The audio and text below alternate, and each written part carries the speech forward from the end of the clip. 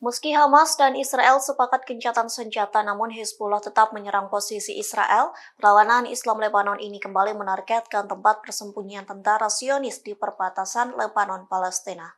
Adapun video tersebut diunggah oleh Hizbullah pada Jumat 24 November 2023. Dalam keterangannya, Hizbullah melancarkan serangan pada Kamis 23 November yang seharusnya gencatan senjata Hamas Israel sudah berlangsung. Sementara dalam video itu terlihat sebuah gedung yang disebut menjadi tempat persembunyian tentara Israel. Gedung yang berada di balik semak-semak itu menjadi sasaran empuk dari pasukan Hizbullah. Lantas terlihat rudal ATGM Hizbullah yang meliuk-liuk menghantam gedung tersebut. Selain menjadi tempat persembunyian, tentara Israel sedang melakukan pertemuan di gedung itu. Saat rudal ATGM tersebut tepat sasaran menghantam markas Israel, gedung tersebut langsung roboh. Sementara diduga tentara Israel terjebak di dalam gedung tersebut. Bismillah.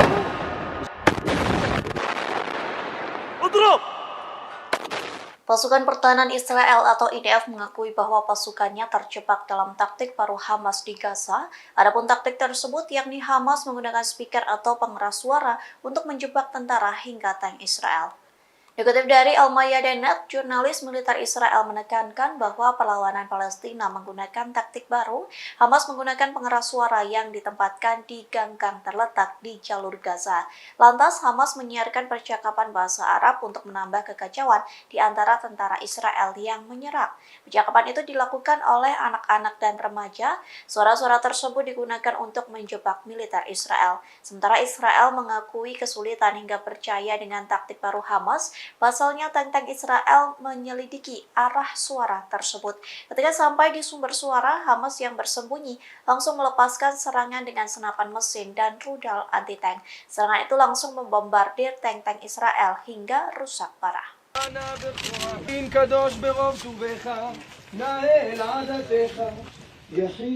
Pasukan Pertahanan Israel atau IDF disebut memanipulasi data terkait tentaranya yang tewas. Pada kenyataannya, IDF selalu memakamkan tentaranya setiap 1 jam sekali. Hal tersebut disampaikan oleh Direktur Pemakaman Militer Gunung Hels yakni David Oren Baruch.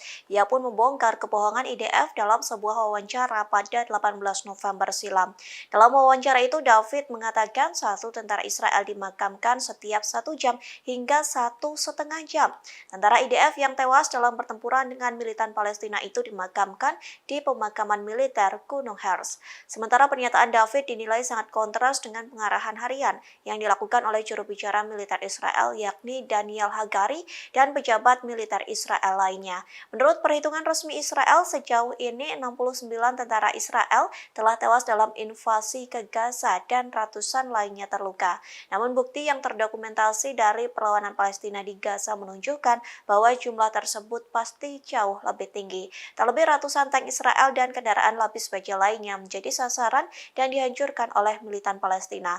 Sementara sekira 1.600 tentara Israel dilaporkan mengalami cacat fisik, adapun mereka dibawa ke Rumah Sakit Amerika Serikat untuk mendapat perawatan dan pengobatan.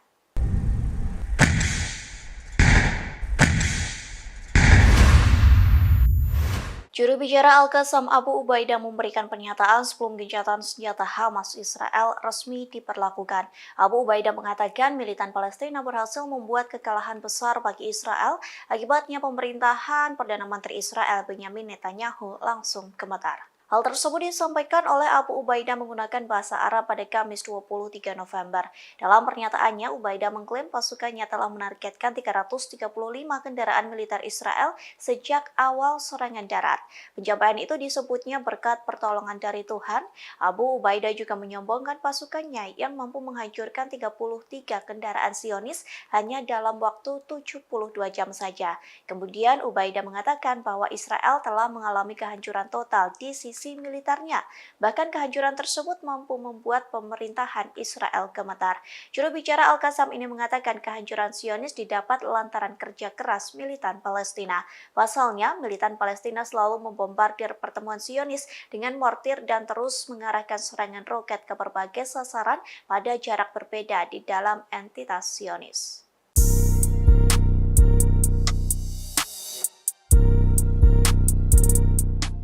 Ukraina disebut semakin frustasi di tengah perang dengan Rusia, bahkan warga Kiev mendesak agar pemerintah rela memberikan wilayahnya kepada Rusia.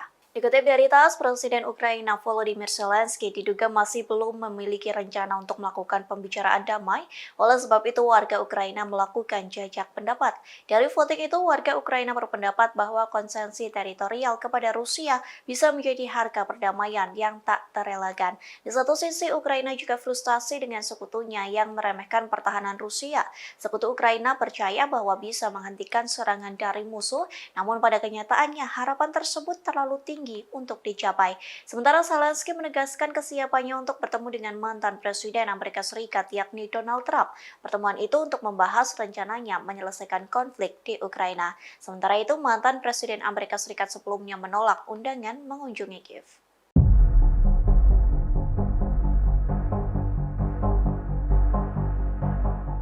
Mulai Jumat 24 November, Hamas Israel sepakat melakukan gencatan senjata selama 4 hari, namun Israel khawatir jika perang besar-besaran justru terjadi di Lebanon. Kondisi itu diprediksi terjadi lantaran Hizbullah gencar melakukan serangan ke posisi Israel. Dikutip dari Naharnet, hal itu disampaikan oleh Menteri Luar Negeri Israel yakni Eli Cohen. Ia memperingatkan bahwa serangan yang berkelanjutan Hizbullah terhadap sasaran Israel dapat menyebabkan perang habis-habisan di Lebanon. Menanggapi serangan tersebut, Cohen mengaku Israel tidak tertarik membuka front lain, namun Israel disebut tidak bisa terus menoleransi jika serangan Hizbullah terus menghantam situs Israel. Oleh sebab itu, Cohen meminta agar komunitas internasional bertanggung jawab untuk mencegah perang di Lebanon. Bahkan Cohen mengirim surat kepada Dewan Keamanan PBB pada Selasa 21 November silam. Dalam surat tersebut, Cohen meminta agar PBB memperingatkan bahwa perang regional dapat pecah karena serangan berulang-ulang dari Hizbullah. Cohen mendesak PBB agar menerapkan resolusi 1701 untuk menghindari skenario perang di Lebanon.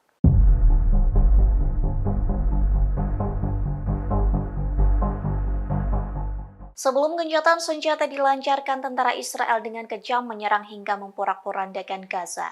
Namun keberanian itu tak ditunjukkan saat tentara Israel bertemu dengan militan Palestina. Pasalnya tentara Israel langsung ketakutan hingga lari saat berpapasan dengan Hamas. Kondisi ini terjadi selama operasi Badai Al-Aqsa yang dimulai pada 7 Oktober 2023 silam.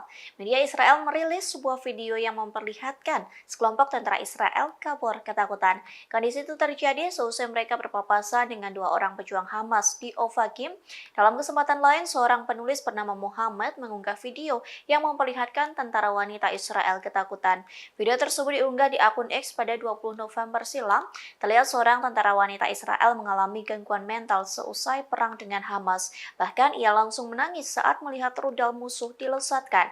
Kondisi serupa terjadi pada tentara Israel yang memberikan pengakuan bahwa mereka seolah berperang dengan hantu saat melawan Hamas. Rekaman suara ketakutan itu diunggah oleh seorang podcaster Asar pada akun X-nya. Dalam pengakuannya, tentara Israel itu mengaku ingin pergi dari negara tersebut, namun kondisi itu tidak bisa dilakukan meski mereka memiliki kendaraan lapis baja yang bisa digunakan.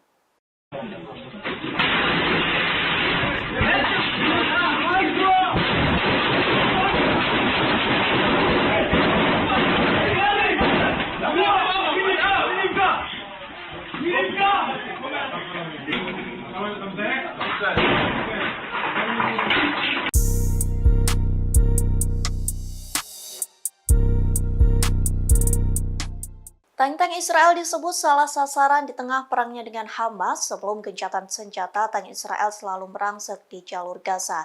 Namun rupanya tank-tank Israel justru menembak rekannya sendiri. Dikutip dari Serambi News, tentara Israel salah sasaran lantaran kurang koordinasi. Insiden saling tembak sesama tentara Israel disebut sering terjadi. Hal ini terkuak dari laporan IDF yang sudah melakukan serangan darat hingga akhirnya dilaporkan beberapa tentara terbunuh karena tembakan teman sendiri.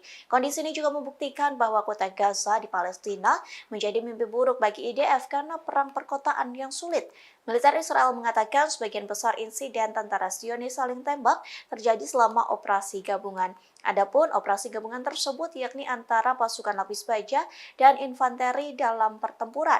IDF mengaku akan terus melakukan evaluasi secara terus-menerus selama pertempuran berlangsung, termasuk kasus-kasus baku tembak dan dengan cepat menerapkan pembelajaran yang didapat.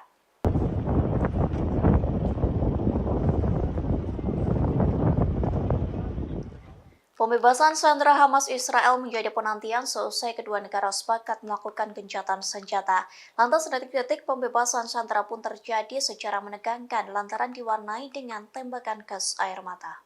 Adapun video detik-detik pembebasan sandera beredar di media sosial dikutip dari Haaretz, tentara Israel menembakkan gas air mata ke keluarga tahanan perempuan Palestina yang dijadwalkan akan dibebaskan hari ini. Dari video yang beredar terlihat sekumpulan orang dan mobil berkumpul di dekat tanah lapang. Dalam penantian tersebut, keluarga sandera justru ditembak gas air mata dari tentara Israel. Beruntungnya gas air mata tersebut tidak memakan korban jiwa. Menurut saksi mata, gas air mata itu ditembakkan untuk mengusir massa dari sekitar penjara Ofer. Perlu diketahui wilayah tersebut merupakan tempat para tahanan akan dibebaskan pada Jumat 24 November malam. Sementara juru bicara militer Israel, Daniel Hagari, mengatakan laporan tersebut sedang diselidiki. Adapun pembebasan sandera Hamas Israel telah dimulai pukul 16 waktu setempat atau 21 waktu Indonesia Barat. Hamas juga berhenti menembakkan rudal ke Israel dan membebaskan sekira 50 dari 240 sandera. Sebagai imbalannya, Israel akan membebaskan 150 tahanan Palestina yang saat ini ditahan di penjara-penjaranya.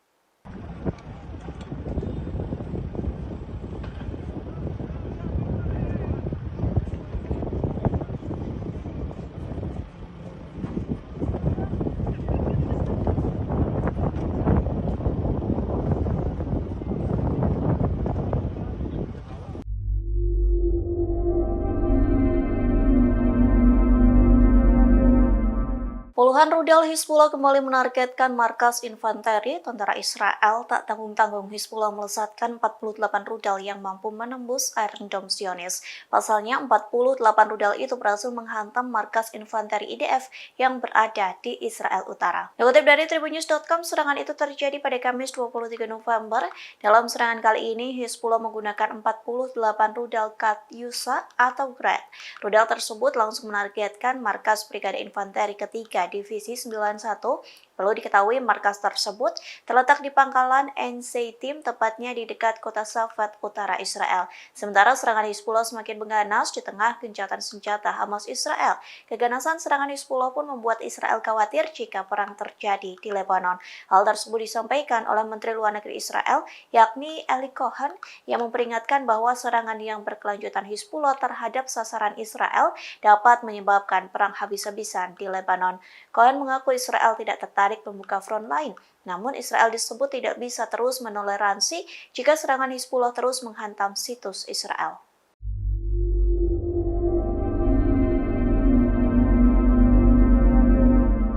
Puluhan rudal Hizbullah kembali menargetkan markas infanteri tentara Israel. Tak tanggung-tanggung, Hizbullah melesatkan 48 rudal yang mampu menembus Iron Dome Zionis. Pasalnya, 48 rudal itu berhasil menghantam markas infanteri IDF yang berada di Israel Utara. Dikutip dari Tribunnews.com, serangan itu terjadi pada Kamis 23 November.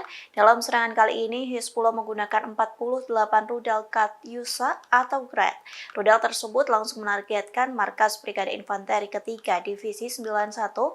Perlu diketahui markas tersebut terletak di pangkalan Ein-Shittim, tepatnya di dekat kota Safed, utara Israel. Sementara serangan Hizbullah semakin mengganas di tengah gencatan senjata Hamas Israel. Keganasan serangan Hizbullah pun membuat Israel khawatir jika perang terjadi di Lebanon. Hal tersebut disampaikan oleh Menteri Luar Negeri Israel, yakni Eli Cohen, yang memperingatkan bahwa serangan yang berkelanjutan Hizbullah terhadap sasaran Israel dapat menyebabkan perang habis-habisan di Lebanon. Cohen mengaku Israel tidak tertarik membuka front lain, namun Israel disebut tidak bisa terus menoleransi jika serangan Hizbullah terus menghantam situs Israel.